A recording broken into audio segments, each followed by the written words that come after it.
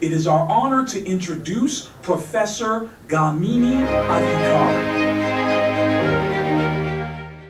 I guess ආයතනය මීට මාසයකට වගේ ඉස්සරලා වැඩමුළුවක් පැවැත්වුවා සීගිරියේ. එතනින් තමයි අපි ප්‍රවිෂ්ඨ වුණේ I guess ආයතනයත් එක්ක පුරාවිද්‍යා ශාස්ත්‍රයට මේ ද්‍රෝණ තාක්ෂණය කතරම් වැදගත් කියන එක පිළිබඳව සාකච්ඡා කිරීම. ඉතින් මේක පුරාවිද්‍යාවට වැදගත් වෙන්නේ කොහොමද කියලා කිව්වොත් දෙවනි ලෝක යුද්ධය සමයේදී ඇතැම් ගුවන් නියමුවන් පියසර කරද්දී ඔවුන් ගුවනේ සිට මේ බෝම්බ හෙළන ස්ථානවලට අමතරව ලෝකයේ දැවැන්ත ස්මාරක පිහිටලා තියෙන ස්ථාන පිළිබඳව ඔවුන් විශේෂී විදිහට දැක්කා. යුද්ධයෙන් පස්සේ ඔවුන් අවතීර්ණ වුණා මේවා පිළිබඳව සොයා බැලීම.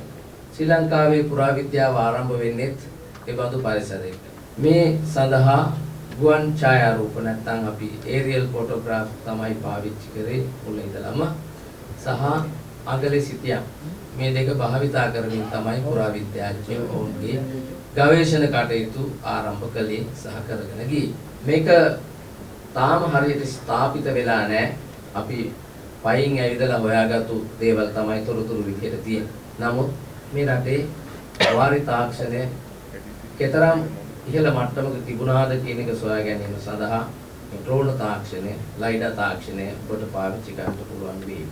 මේ වසර අවසානයේදී සැප්තැම්බර් මාසෙ වෙනකොට ශ්‍රී ලංකාවේ වාරි කර්මාන්තය සහ වාරි තාක්ෂණය පිළිබඳව ලෝක උරුමයට වාර්තාවක් ඉදිරිපත් කිරීමට ශ්‍රී ලංකාවේ වැව් පද්ධතියෙන් පිළිබඳව සීරියල් සයිට්ස් විදිහට ඩික්ලෙයාර් කරන්න කියලා යුනෙස්කෝ එකට. මේ බඳු කටයුතු සඳහා මම හිතන්නේ ඔබට මෙහෙවින් දායක විය හැකියි. බහුවිෂයක දෘෂ්ටියකින් පුරාවිද්‍යාව සංවර්ධනය කිරීම සඳහා මේ අද පටන් ගන්න කෝස් එකේ තාක්ෂණික නියමයන් විදිහට ඔබට වැඩ කටයුතු කිරීමට මම හිතන්නේ අවස්ථාවක් සැලසෙනවා ඇති කියලා.